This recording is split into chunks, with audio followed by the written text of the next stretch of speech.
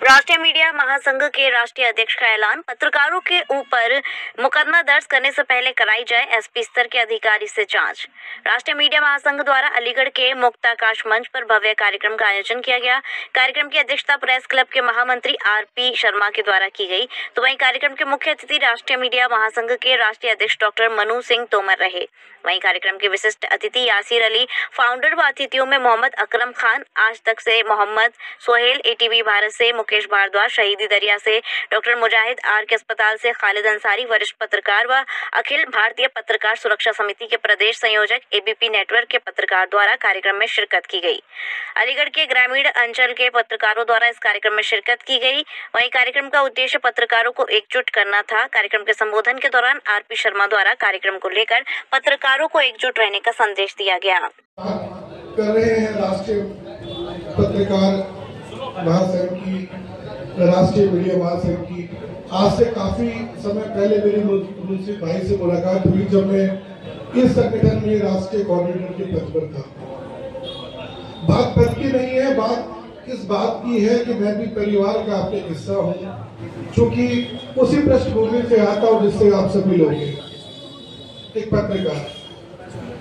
शुरुआत की थी 2010 से और धीरे धीरे जब खुद इस पथ पे चले कलम लेकर तो समझ में आया कि कितनी कठिनाई और भरा ये रास्ता है। हमारे सम्मानित जन बोल चुके हैं, कई मुद्दों पे चर्चा यहाँ पर हो चुकी है कि कैसे कैसे कठिनाइयों का सामना करना पड़ता है हम पत्रकारों को। उसी को लेकर हमारी मुलाकात हुई पुष्पा पांडे जी से। शायद आप लोग उनको नहीं जानते, उनके एक रिप्रेजेंटेटिव के तौर पर मैं आज यहाँ पर आपके सामने उपस्थित हूँ, जो कि अभी बहरीन में रहती हैं और हमारे भारत के बहुत महान पत्रकार हैं, बहुत सीनियर जर्नलिस्ट हैं, पुष्पा पांडे जी। ये राष्ट्रीय मीडिया महासंघ जब गठन किया गया तो एक बहुत बड़े स्तर पर इसका गठन किया गया। दिल्ली में बड़े बड़े आयोजन हुए, बड़े बड़े अधिवेशन हुए, हजारों की तादाद में पूरे देश भर से लोगों ने, हमारे पत्रकार बंधुओं ने उसमें हिस्सेदारी की और अपनी अपनी बात रखी। और बीच में फिर आप सभी जानते हैं कि कोरोना जैसा समय आया, सब लोग कहीं न कहीं त्रस्त हो गए और संगठन भी कहीं न कहीं कमजोर हो गए। फिर भी पत्रकारों ने उस वक्त भी अपनी भूमिका बहुत ही महत्वपूर्ण तरीके से निभाई। आज हम सबको जरूरत है एक मंच की जिस पर हम इकट्ठे होकर अपनी बात कह सकें, अपनी बात को मनवा सकें, अपने साथियों की रक्षा कर सकें, अपने स्वाभिमान की रक्षा कर सकें, अपनी कही गई बात को हम सामने तक पहुंचा सकें। पत्रकार के मायने सोचिए आप क्या है। आजकल पत्रकार किस तरह की कठिनाइयों से जूझ रहा है, उसकी इनकम सोर्स क्या है, सबसे बड़ा मुद्दा है आज देश का। हम पत्रकारों का सबसे बड़ा मुद्दा यही है कि हमारी इनकम सोर्स कैसे है। स्वागत करता हूं, अभिनंदन करता हूं। बहुत वक्ता थे जो मंचाधीश मंच पर बैठे हुए हैं, उन्होंने अपनी अपनी बातें अलग अलग तरीके से अपने अपने अनुभव के साथ साझा की हैं। पत्रकारिता, पत्रकार और मौजूदा समय में जो कठिनाइयां पत्रकारों को देखनी पड़ रही हैं, उस पर बहुत अनुभवी लोगों ने प्रकाश डाला है। किसी हद तक वो बातें मैटर आज के दौर में करती भी हैं। और बहुत वक्त ज्यादा ना लेते हुए मुख्य रूप से मैं सिर्फ यही बात कहना चाहता हूँ कि एक दौर पत्रकारिता का वो था जिस टाइम पर प्रिंट मीडिया पर ही लगभग देश के निवासी व्यूअर्स डिपेंड होते थे और खबर भी जिस दिन हुई है उसके एक दिन, दो दिन या तीन दिन बाद लोगों को पता पड़ती थी। दौर बदला, प्रिंट से निकलकर इलेक्ट्रॉनिक का दौर आया। इलेक्ट्रॉनिक के बाद आज के टाइम में सोशल मीडिया का दौर चल रहा है। और सोशल मीडिया का दौर ऐसा नहीं है कि सिर्फ चुनिंदा लोग या जो मुख्य चेहरे हैं पत्रकारिता के, उन्हीं की वजह से चल रहा है। इस सोशल मीडिया के दौर में हुनर को सामने लाकर कई युवा पत्रकार ऐसे हैं जिन्होंने अपने आप को बहुत हद तक साबित किया है और अभी भी साबित कर रहे हैं, जो ये दर्शाता है कि एक हुनरबाज खोजी पत्रकारिता या खबरों की समझ रखने वाले युवा पत्रकारों के लिए किसी खास मंच की आवश्यकता जरूरत नहीं है। उनके पास जो कंटेंट है, वो जो समाज सुधारक कंटेंट उनके पास है, उस पर वो काम करके समाज की आंखें, अधिकारियों की आंखें, जो राजनीतिक गलियारे हैं उसमें वो एक ऐसी छाप छोड़ सकते हैं जिससे समाज का बहुत भला हो पाएगा।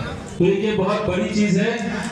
और ब्रांड या कोई मतलब ये जो एक प्रथा चली आ रही थी एक समय तक कि कोई बड़े चैनल, बड़े अखबार या बड़े संस्थान में काम कर रहा है तो वही एक अच्छा या बड़ा पत्रकार हो सकता है, इस मिथ को सोशल मीडिया के दौर में युवा पत्रकारों ने बहुत तोड़ दिया है और अच्छे तरीके से तोड़ा है। मतलब जो घमंड करते थे अपने आप को, उस घमंड को तोड़ा है। बहुत युवा पत्रकार हैं जो अपना सोशल मीडिया प्लेटफॉर्म चला रहे हैं, उस पर मेहनत कर रहे हैं, क्योंकि देखिए लिमिटेड चीजें हैं। अगर एक तरफ आप देखें तो जो सरकारी नौकरी मांगने वाले लोगों की लाइन है, उस पर जो जवाब आता है वो ये कि देश की आबादी 140 करोड़ से ऊपर हो चुकी है, तो सभी को सरकारी नौकरी नहीं मिल सकती।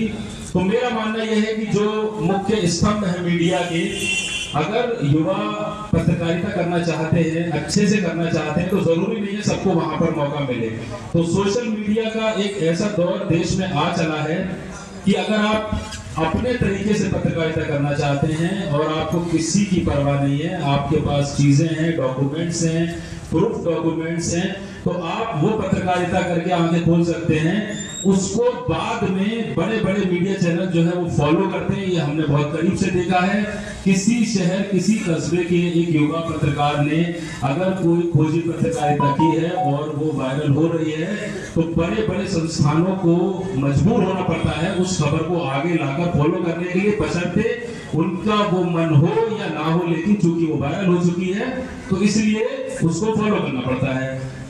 और जो खतरा पत्रकारिता में है, जो चीजें हाल फिलहाल के दौर में हमने देखी हैं, छत्तीसगढ़ से लेकर देश के अलग अलग हिस्सों में बहुत सफर करना पड़ता है। आज के दौर में बहुत पत्रकार ऐसे हैं जो कई कई साल से जेलों में हैं, केस उन पर लगा दिए गए हैं, ट्रायल पर नहीं आ पा रहे हैं।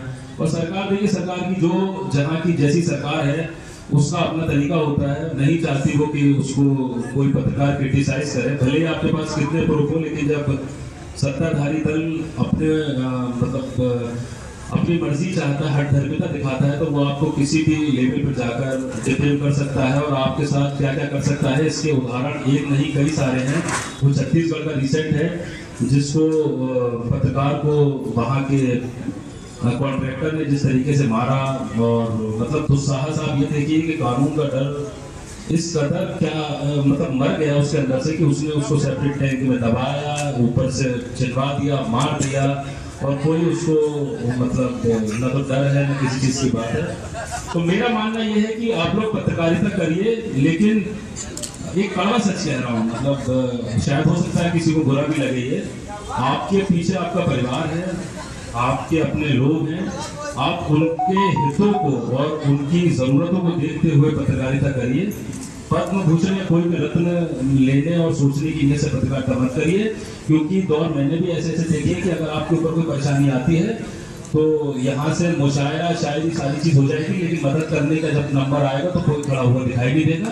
तो लिहाजा कोई जरूरत नहीं है आपको ज्यादा हीरो सुपरमैन बनने की। जो दौर पत्रकारिता का चल रहा है, इस दौर में जो जैसी जरूरत है आप वैसा करिए। बाकी सारी शुभकामनाएं आप सबके साथ हैं हमारी। बहुत बहुत शुक्रिया आप सभी का यहाँ पर आने के लिए।